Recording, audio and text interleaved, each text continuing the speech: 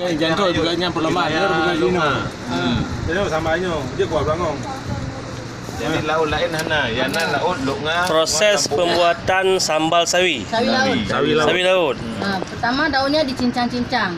Terus. Kedua, Orangnya dicincang-cincang. Ini semua bahan ini semua dicincang-cincang.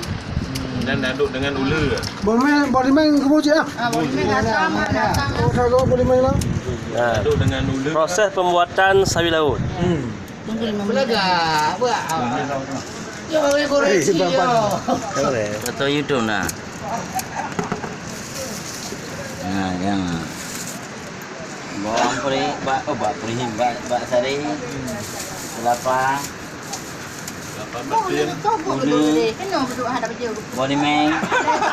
Daun pemanis. daun kerut, Jeruk. jeruk purut, sawi laut, Boleh bagian jeruk purut.